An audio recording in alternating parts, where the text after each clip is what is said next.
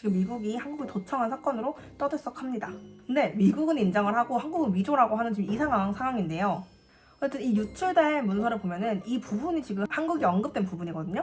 근데 여기 이 문단 시작 지점에 보면은 TS 뭐 SIG 뭐 OC 뭐 NF 이런 표시가 있는데 TS가 탑 시크릿, 그러니까 최고 기밀이라는 뜻이죠. 여기서 제일 중요한 게 SIG예요. 이게 도청했다는 뜻이거든요.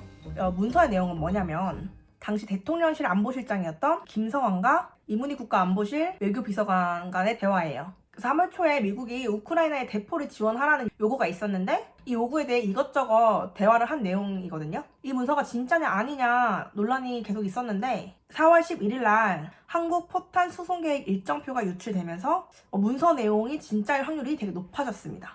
그래서 미국에 도청을 한 것 같은데 그럼 어디를 한 거냐? 그럼 뭐가 궁금해요? 이 대화를 어디서 했냐? 확률상 대통령실일 거다. 그러니까 미국이 대통령실에 도청한 거다! 이렇게 된 거죠. 지금 어떤 방식으로 도청을 했는지는 알려진 바 없지만 과거를 보면 한때를 또 알 수 있지 않겠어요? 지금으로부터 딱 10년 전인 2013년에 미국 국가안보국 NSA라고 하거든요. 여기서 일하던 에드워드 스노든이라는 사람이 미국과 영국의 정보기관이 전 세계 일반인들의 통화와 인터넷 기록 등등을 무차별적으로 수집하고 있다고 폭로를 합니다. 프리즌 프로젝트라고 하는데요. 9.11 테러 이후에 미국이 불순분자를 잡는다고 만들어진 프로젝트인데요. 이때 최소 36개국 이상이 도청당했을 것이라고 예상되고 있습니다. 근데 여기에 독일 총리였던 메르켈의 개인 전화를 2002년부터 계속 도청해온 사실이 드러납니다. 근데 2002년이면 메르켈이 아직 총리가 되기 전이에요. 그래서 이게 메르켈 총리 전화를 도청한 기계거든요. 스카이라이프? 아니고 SCS라고 하는데 스페셜 컬렉션 서비스, 특별 수집 서비스. 이름 짓는 성이 뭐야? 이거를 어딘가 설치를 해서 도청을 했다고 해요. 어디에 설치를 했을까? 독일 미국 대사관이 총리실이랑 매우 가까웠대요, 지리적으로. 보면 지금 탑 시크릿이 있고 옆에 릴2하고 뭐 나라 이름들이 있잖아요. 이게 그 파이브 아이즈 아시죠? 뭐 5개의 눈 하면서 지들끼리 막 정보 막 주고받고 하는 걔네들. 이 문서도 뭐 지들끼리 공유했다 뭐 이런 뜻인 것 같아요. 뭐. 그래서 이것도 같이 유출된 문서인데 SCS에 대한 개념 설명인 것 같아요.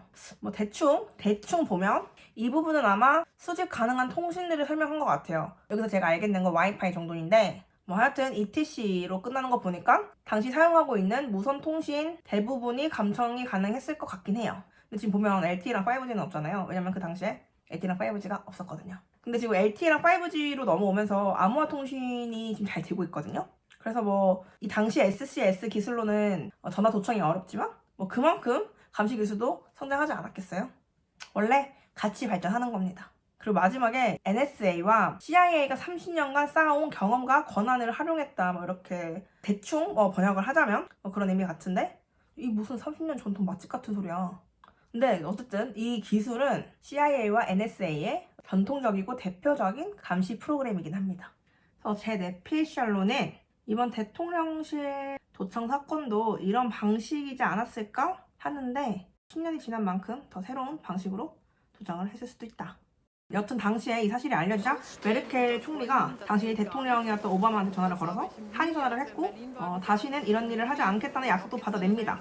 근데 2021년에 NSA가 2012년부터 2014년까지 덴마크 국방부 정보방어국을 통해서 메르켈 총리를 감청한 사실이 또 드러나요.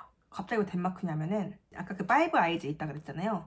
근데 또 거기에 또 플러스 해가지고 뭐 14 아이즈가 있어요. 거기에 이제 덴마크가 있거든요. 나중 되면 전 세계의 눈 이런 것도 생길 것 같긴 한데 어쨌든 여기서 재밌는 건 감청 방식인데 이때도 해저 케이블을 이용해서 감청을 합니다. 우리가 인터넷을 할 수 있는 이유는 이렇게 바다 밑에 케이블이 막 깔려 있어요. 보면은 지금 덴마크가 되게 그 지리적 요충지처럼 독일, 노르웨이, 막 저기 옛소련 국가들이랑 막 해저 케이블이 다 이렇게 덴마크를 통해서 연결이 되어 있어요. 이게 또 영국을 거쳐서 아메리카도 가고 아시아도 가고 다 이렇게 이어지는 거죠. 그러니까 중요 해저 케이블 끝단이나 시작점에 감시 장비를 연결시켜 놓으면 전 세계 네트워크를 감시할 수 있게 되는 겁니다. 이거를 업스트림이라고 하거든요. 자, 그러니까 스노든의 폭로 이후에도 미국의 감시 시스템은 계속 작동하고 있었다는 거죠. 업스트림이 데이터 수집 프로그램이라고 했잖아요. 무작위로 데이터를 전부 가져오는 프로그램인 거거든요. 근데 여기서 어떻게 메르켈 것만 딱 감청을 할 수 있었을까? 이거는 엑스키 스코어라는 프로그램 덕분입니다. 얘는 키워드 방식으로 데이터 검색을 도와주는 친구인데요. 업스트림으로 데이터를 수집해요. 그러면은 엑스키 스코어 서버에 다 저장이 되거든요. 여기서 키워드 검색으로 정보를 찾아내는 거예요. 특정 이메일 정보를 찾아낼 수도 있고요. 특정 단어를 넣어서 찾아낼 수도 있습니다. 예를 들어 테러 계획 이런 키워드를 넣으면은 테러 계획이 들어간 정보들만 보여줘요. 되게 훌륭한 프로그램이에요. 당시 스노우든이 폭로할 때 이 엑스키 스코어 서버가 전 세계 150여 개국에 700개 정도를 구축해 놓았다고 얘기를 했어요. 특히 당시에는 메일을 발송하면 메일 내용이 그대로 발송됐거든요. 그래서 중간에 가로채는 게 굉장히 강력한 감청 방식이었어요. 근데 지금은 메일이 원문 그대로 가지 않고 암호화돼서 가거든요. 내가 안녕하세요를 치면은 쉐뚝백뚝딱 뭐 이런 식으로 가요. 그러니까 중간에 누가 가로챘어. 그러면은 걔는 그냥 셉뚝떼뚝만 본 사람이 되는 거예요. 그래서 이제는 감청이 쉽지 않아졌다고 볼 수도 있어요. 그래도 여전히 수발신 IP 주소가 남아있기 때문에 내가 언제 메일을 발송했고 누구한테 보냈는지 정도는 알 수 있습니다. 그리고 미국은 포기하지 않아요. 중요한 건 꺾이지 않는 감시. 프리즌 프로젝트. 이게 사실 미국 감시 시스템의 메인이라고 할 수 있어요. 9.11 테러 이후에 미국에서는 해외정보 감시법이 개정이 되는데요. 이때 외국인을 대상으로 전자통신 서비스 사업자에 대해 정보 수집 협력 명령을 할 수 있게 됐어요. 전자통신 서비스 사업자가 누구냐면은 얘네입니다. 우리가 매일 이용하는 서비스들이죠. 그러니까 미국에 본사를 둔 전 세계에 서비스를 하는 기업들은 NSA가 사우스 코리아에 걔 정보 달라고 하면 줘야 돼요. 그래서 어떤 정보가 수집 가능하냐면은 이메일, 채팅, 보이스, 메시지, 파일, 전화번호, 통신 시간, 위치 그냥 everything. 이거를 어떻게 받냐면은 각 기업 서버에 저장되어 있는 데이터들을 가져오기도 하는데 만약 누군가를 표적 감시를 할 때는 실시간으로도 데이터를 받아볼 수가 있대요. 2013년 기준으로 실시간 감시를 하고 있는 수가 11만 7,675명이었다고 합니다. 지금은 암호화 통신이 일반화되었어도 저 회사들 서버에는 모든 정보들이 암호화가 풀린 채로 저장이 되어 있거든요. 그래서 프리즌 프로그램의 대상이 되면은 그냥 다 털린다고 보시면 됩니다. 이게 가능한 이유는 미국에 있는 빅테크 기업들이 전 세계 인터넷을 장악하고 있기 때문이고요. 그리고 이 모든 것들이 미국에서는 합법이기 때문입니다. 2014년 스노든 폭로 당시에 36개국 정도가 감청을 당했다고 했잖아요. 여기 한국은 포함되었을까요? 안 되었을까요? 정확하게는 미국이 노코멘트를 했어요. 근데 이제 이 당시에 한국 시민단체 활동가 6명이 구글을 상대로 정보공개 청구를 합니다. 그중 한 명이 따오기의 새로운 프로그램인 도와줘요 인터넷 학사를 진행하고 있는 인터넷 학사님이시죠. 이 소송은 뭐냐면은 구글한테 너네 NSA에 내 데이터 넘겼어? 넘긴 적 있으면 뭘 넘겼어? 알려주겠니? 라는 소송이었거든요. 근데 이 판결이 10년 뒤인 최근에 났습니다. 있던 데이터도 사라졌겠어.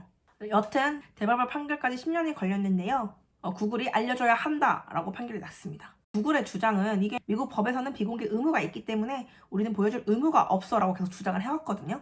근데 이번 판결에서 미국에서 비공개 의무가 있다고 하더라도 비공개해야 할 정당한 사유가 있거나 비공개 사유가 종료되었다면 요청한 정보를 제공해줘야 된다고 판결한 겁니다.